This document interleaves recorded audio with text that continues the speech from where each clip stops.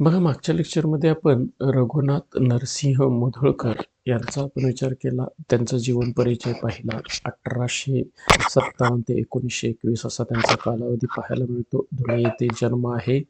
त्याच्यानंतर त्यांनी 1877 बी ए कंप्लीट केलेलं आहे. 1880 मध्ये त्यांनी LLB कंप्लीट केले आहे. त्यांनी त्या कायद्याचा जो अभ्यास केला त्याचा उपयोग सार्वजनिक कामांमध्ये केला. अकोला, अमरावती या ठिकाणी त्यांनी वकिलीचं काम केलेलं आहे. त्याच्यानंतर काँग्रेसचे ते सदस्य म्हणून राहिलेले आहेत. त्याच्यानंतर लंडनला ज्यावेळी काँग्रेसची वर्किंग कमिटी गेली त्यावेळी त्यामधून ते जाणारे व्यक्ती होते. नागपूरमध्ये 1891चं काँग्रेसचं अधिवेशन भरण्यामागं त्यांचा खूप महत्त्वाचा सहभाग होता.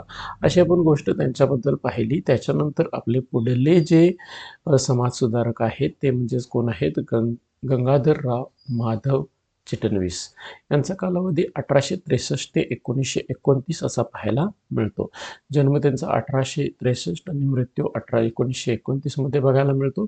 मध्य भारतातील एक प्रभावी व्यक्ती, समाजसेवक आणि राजकीय नेते आपल्याला पाहायला मिळतात.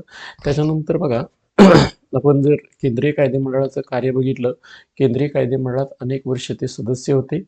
कायदे निर्मितीत सक्रिय सहभाग होता. ब्रिटिश राजवटीत भारतीय हितसंबंध मांडणारे नेते होते. त्यानंतर आपल्याला जर पुढलं बघितलं, 1900 त्यांचा सन्मान आणि गौरवांचा विचार केला तर हा खूप महत्त्वाचा मुद्दा बघायला मिळतो. गंगाधरराव माधवराव चिटणवीस यांचा जर आपण विचार केला, 1902 मध्ये 7व्या एडवर्डच्या राज्यारोहण सोहळ्यामध्ये ते उपस्थित राहणारे व्यक्ती होते. बादशाहचे अतिथी म्हणून आमंत्रण त्यांना मिळालेलं होतं आणि सर हा मानाचा किताब त्यांना काय झालेला होता, प्राप्त झालेला होता.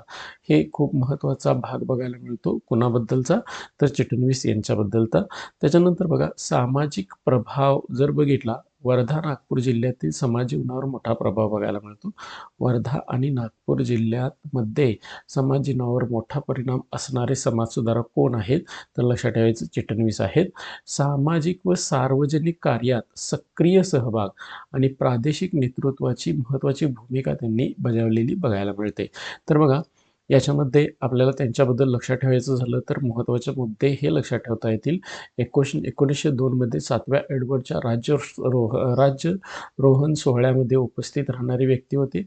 बादशाहचे अतिथी म्हणून तिथं आमंत्रण मिळालेलं होतं. सर हा मानाचा किताब त्यांनी पटकावलेला होता. त्याच्यानंतर त्यांना प्राप्त झालेला होता. वर्धा आणि नागपूर जिल्ह्यात समाज जीवनावर त्यांचा खूप मोठा परिणाम आपल्याला बघायला मिळतो. औद्योगिक योगदानामध्ये जर त्यांचा विचार केला तर पुलगाव कापडगिरणी यांचे संस्थापक कोण आहेत, कृष्णराव फाटक. त्याच्यानंतर 1900 मध्ये अध्यक्षपद कुणी भूषवलेलं आहे तर लक्षात ठेवायचं, चिटणवीस यांनी भूषवलेलं आहे. तर गंगाधरराव माधव चिटणवीस हे 1900 मध्ये पुलगाव कापडगिरणीचे काय झालेले पाहायला मिळतात, अध्यक्ष झाले पाहायला मिळतात आणि स्थानिक उद्योगांच्या विकासासाठी त्यांनी खूप मोठ्या पद्धतीचं योगदान दिलेलं आहे. म्हणून बघा, गंगाधरराव माधव चिटणवीस यांचा जर विचार केला तर 1863 ते 1929 आता त्यांचा कालावधी आहे. मध्य भारतातील एक प्रभावी व्यक्ती आहेत. कायदेमंडळामध्ये अनेक वर्ष सदस्य म्हणून काम केलेलं आहे. त्याच्यानंतर 1902 मध्ये 7व्या एडवर्डच्या राज्यारोहण सोहळ्यामध्ये ते उपस्थित होते. बादशाहचे अतिथी म्हणून त्यांना तिथं बोलवण्यात आलेलं होतं आणि त्यांना सर हा किताबसुद्धा मिळालेला आहे. वर्धा आणि नागपूर जिल्ह्यामध्ये समाज जीवनावरती त्यांचा खूप मोठा परिणाम असलेला पाहायला मिळतो. पुलगाव कापडगिरणी याचे संस्थापक कृष्णराव फाटक आहेत, परंतु 1900 मध्ये त्याचे अध्यक्षपद हे कुणाकडे आलेलं आहे, गंगाधरराव माधव चिटणवीस यांच्याकडे आलेलं पाहायला मिळतं.